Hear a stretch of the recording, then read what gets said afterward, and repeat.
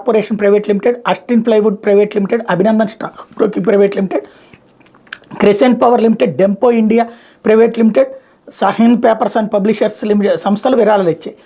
ఇందులో వేదాంతనేమో BJP, Congress, Biju Janata Dal, Trinamool కాంగ్రెస్కి ఇస్తే, Bharatiya Airtel BJP, RJD, Shiromani Akali Dal, Congress, Bihar Pradesh Janata Dal united, Muthoot BJP, NCP, Bhajapa group BJP, Aam Aadmi party, Apollo tyres Congress, Keventers BJP Congress, రొంగ్తాసన్స్ private limited BJP Congress, Trinamool, Sikkim Krantikari party, Piramal capital and Sun pharma BJP, Torrent pharmaceutical limited BJP, Congress, AAP, Natco pharma BJP, Telugu Desam party, Trinamool, BRS, spice jet AAP, tech Mahindra AAP, western UP power and transmission BJP Congress, MKG enterprises Congress, Yashoda super speciality hospitals Congress, Welsons BJP, వ్యక్తిగతంగా ఇచ్చిన వాళ్ళు లక్ష్మీ నివాస్ మిత్తల్ బీజేపీకి, Kiran Mazumdar Shaw BJP, Trinamool Congress, Monika Congress. ఇది ఓవరాల్గా చూస్తే ఈ మొత్తంలో ఏం తేలింది, అదేదో అంటారు కదా, కొండని దవ్వి ఎలకన పట్టుకోడు. అన్ని పార్టీలు విరాళాలు తీసుకున్నాయి.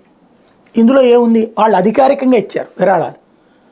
అదే అనధికారికంగా ఇస్తే తప్పు, కానీ అధికారికంగా ఇస్తే తప్పు ఎట్లయింది. ఇప్పుడు ఇది బయట పెట్టడం వల్ల ఏం జరుగుతుంది, ఆ కంపెనీల మీద ఇతర పార్టీల వాళ్ళు వేధింపులకు గురి చేస్తారు.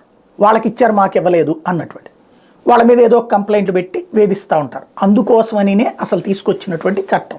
బట్ ఆ చట్టపు ఉద్దేశాన్ని దారి మళ్లించేసి కథలు నడిపేటటువంటి మేధావి వర్గపు సాక్షిగా సాగింది.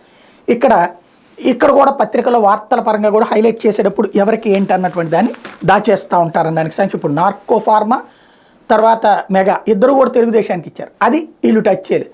వైసీపీకి ఇచ్చింది వరకే టచ్ చేస్తున్నారు. లోపల వార్తల్లో వేస్తారు. ఇట్లుంటాయి వార్తలు కానీ వ్యవహార శైలి కానీ. లేకపోతే ఆ ఉద్యోగులు